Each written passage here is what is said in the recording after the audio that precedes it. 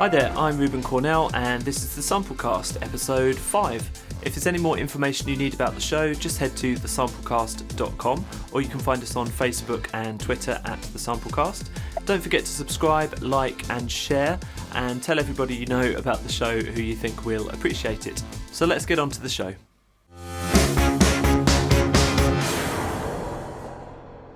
So starting off with this week's roundup, we've actually got 5 different instruments from Soundiron, and I don't usually combine lots of things together, but I need to do a bit of a catch up on Soundiron, so here we go. The first one is Petroglyph. This is Stone Age percussion, that's axes, bowls, hammers, that sort of things, and the guys at Soundiron have tapped them and ground them and clickety-clacked them and done all they can to get the most noises from them as possible.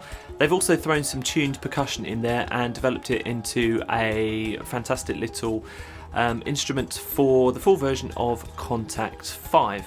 In fact, all of these instruments are running on the full version of Kontakt 5.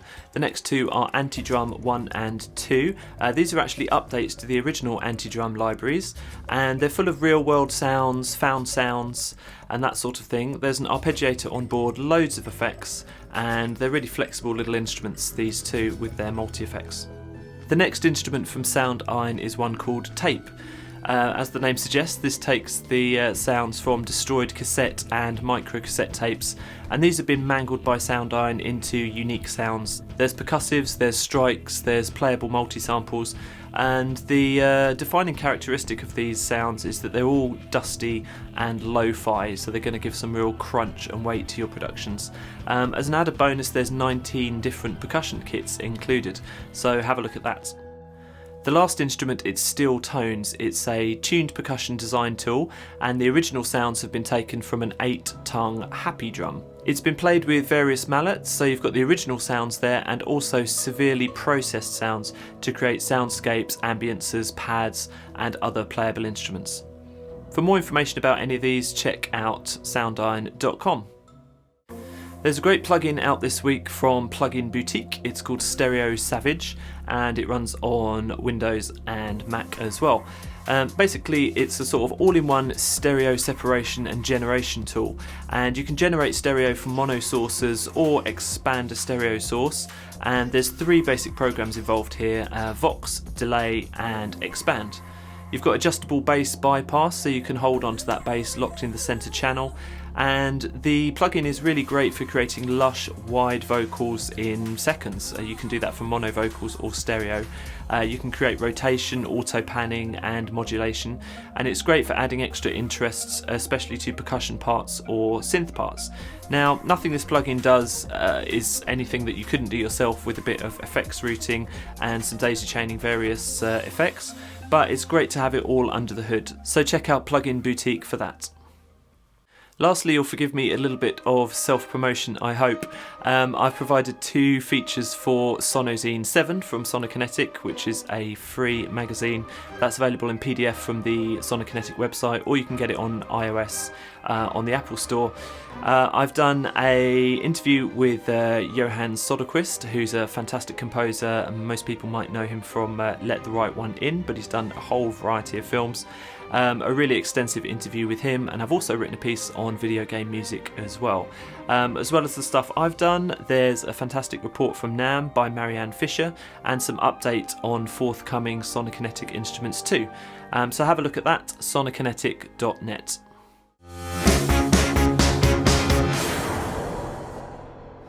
There's one developer update which is worth mentioning this week. There's been an update to Spectrasonics Omnisphere 2, which has now been updated to 2.2.0. This has a lot of bug fixes in there. There's also some neat little effects tricks which have been missing from the previous versions of Omnisphere. I know loads of you guys use Omnisphere, so make sure you download that and check it out. A completely free update.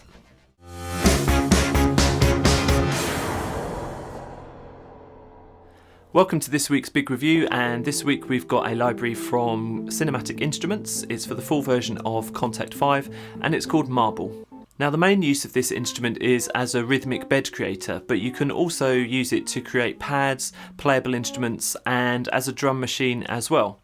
Let's get into the technical stuff. It's a 16-step sequencer times 2. So you've got 2 different sound sources, 2 different sequencers, and these can be run together to create sounds. Now each of these step sequencers has 12 adjustable values for each step, and that includes volume, panning, length, tuning, reversing, transient shaping, filtering, stutter effect, reverb feed, delay feed, and time shift. So that's quite a few different elements that you can pack into those individual steps. What happens after that is the audio from these 2 step sequences can then be routed into a main effects panel which has 13 different effects, and these effects can be controlled by the mod wheel, key switches, or by dragging on the interface itself. Perhaps a little bit hard to explain exactly how that works, but if you have a look at the demos on the Cinematique Instruments website, you should get a handle on this quite quickly.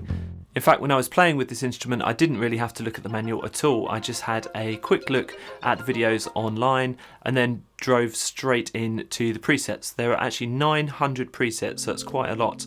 And these cover basses, pads, soundscapes, playable rhythms, basically anything for a sort of bed or a starting point for a composition. That's in there as a preset already. So the best thing is to load those up, then play about with the controls and see what happens. So who's going to find this library useful? Mostly I would think it would be TV and film composers who need a quick and easy rhythmic bed with an easy ability to shape the sound with the mod wheel.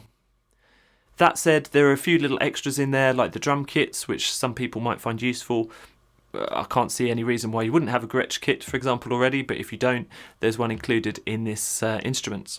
So what did I like about Cinematique Instruments Marble? Well, to begin with, the interface is very simple, very easy to use. It's not cluttered, it's not too fancy in terms of graphics, it just does what it needs to, and really does it fantastically well. As I say, I didn't really need to open the manual. It's pretty self-explanatory on the interface what most of the buttons and dials do. A lot of care have gone into those presets.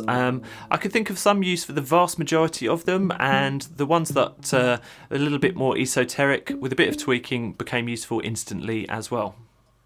I also like that you could go into the instrument and you could change any of the aspects of the step sequencer, any of the elements, and the sound wouldn't glitch out. There were no horrible nasty noises or anything. It was really smooth sailing for the most part. There are some things that I would have liked the instrument to do. I would have liked a bigger sequencer to be able to be opened up, because especially when you're playing with the tuning and you're trying to work out those 12 steps up and 12 steps down the octave, it would have been great to not have to be peering closely at the monitor and kind of fiddling those within the sequencer. So a bigger sequencer perhaps for next time. I'd also like some kind of onboard limiter, as sometimes all the effects that you throw at these rhythms, they really sort of overwhelm the engine, and you've got it peaking out on the contact interface. So a limiter at the end of the effects chain, that would have been great. Of course you can put that on in your DAW, but having everything on board would have been super easy. It also would have been good to be able to load my own sounds into the interface, because there's actually only 63 sounds there, which means the instrument comes in at around half a gig, which doesn't seem particularly big for an instrument with this much scope. So it would have been great to put my own sources in there. Perhaps Cinematique Instruments could think about developing an open source version, maybe a more limited version of the instrument, where you can throw your own sounds into there and use those sequencing options to play with them. Overall, I would recommend Cinematique Instruments Marble. Take a look at it at the Cinematique Instruments website and let me know what you think on Twitter and Facebook.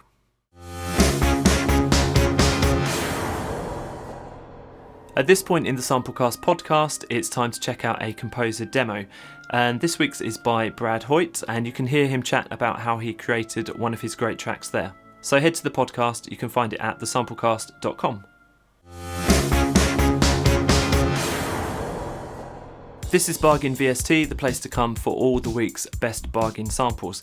And the first is an absolute killer. It's from Black Octopus and developed by Time Van Studios, called Classic Drum Machines 1. Now, I'm sure loads of you have lots of 808 and 909 drum kit samples in your collection, but you've got nothing on this. This is 20 gigabytes. This is 300,000 samples, and it's only $20, which is an insanely cheap price for such a huge amount of samples. Just to give you an idea of the content, Black Octopus say there are 63,000 909 kick samples and nearly 22,000 909 snare samples. You're never going to listen to them all, you're never going to use them all, but they'll be really fun to have in your collection. Now, these vintage drum machine sounds have been run through a variety of outboard analog gear, and they've been labelled and categorised pretty well. There are a few glitches and a few funny little samples in there, but with 300,000 samples, I'll let them off. It's $20, find it at Black Octopus. I want to give a quick mention to Time and Space, who are hosting an Easter Cinematic Spectacular this coming weekend. There's some great deals from Cine Samples, Samplephonics, Hybrid 2, Cinematic Strings and more, so check that out at the Time and Space website. My last mention is for Mode Audio, and Niall, the guy behind Mode Audio, has created a free drum rack for Ableton Live, and this has been made with some of his own vinyl sounds, so you can find it on the Mode Audio website, and there's 32 samples there.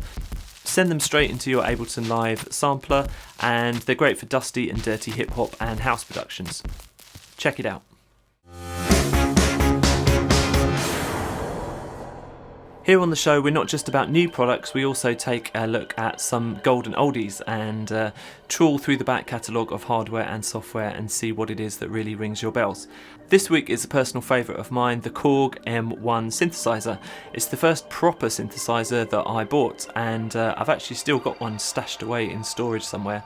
You don't need to shell out hundreds of pounds like I did back in the day to get hold of those sounds. The sounds are completely unique. They've been sought after for many years, way after the Korg M1 finished production, because they're the sounds that you hear in a lot of 90s house records. They're coming back around again. Artists such as Justin Bieber are using them again for their kind of tropical house vibes that they've got going on. So it's worth having a look at the sounds. At the moment, the only place to get them legitimately is from Korg themselves. The Korg M1 Legacy plugin, which runs in at about $50. I managed to find a big fan of this plugin in Jonny, so here he is chatting about the Korg M1 and what it means to him. Hi guys, Jonny round here. For those of you who don't know, the Korg M1 was a 16-voice, 8-part multi-timbre music workstation manufactured by Korg from 1988 to 1995 and undeniably became the sound of a generation. The M1 contained electric pianos, organs, synth pads, all the way through to drums and picked basses. And examples of its use range from things like Robin S. using the Organ 2 preset in the track Show Me Love, which came to define house music. You've got Madonna use the piano preset in Vogue, all the way through to people like Vangelis, Queen, Aerosmith. I want to say the synth choir in Titanic is the M1 choir patch, but I can't find anything to back that up, but it sounds damn similar. M1 defines so much of popular culture, and the M1 software synthesizer from Korg is an absolute must to add to your software collection. So the M1 synth's complete standalone virtual instrument, but also supports RTAS, audio units and VST plugin formats, so it will work in pretty much anything. Now I go back to this plugin time and time again for 4 reasons. 1. It sounds fantastic and just slots into any mix. 2. Its fluidity and ease of customizing and tweaking make it a joy to work with. 3. The broad range of sounds are a fantastic jumping off point for like any project, especially something pop or dancey. And 4. It is so much fun to be sitting playing with a VST and then realise that the slap bass patch you have loaded was the one used for the Seinfeld theme. So, whether you're either a geek for retro synths, a fanboy of early 90s house, or just want a new professional all-rounder that's been a staple for musicians for the past nearly 30 years, I highly recommend picking up the N1 from Korg. It's an absolute belter, and coming in at $49.99, it is an absolute steal. Thanks so much for watching the Samplecast. For more information, head to thesamplecast.com, where you can also find links to the Samplecast podcast. Thank you to everybody who's already shared the show. If you haven't done so, please do so. Rate and subscribe to us as well on YouTube, and that will really make my day and help spread the word about the Samplecast. Bye bye for now.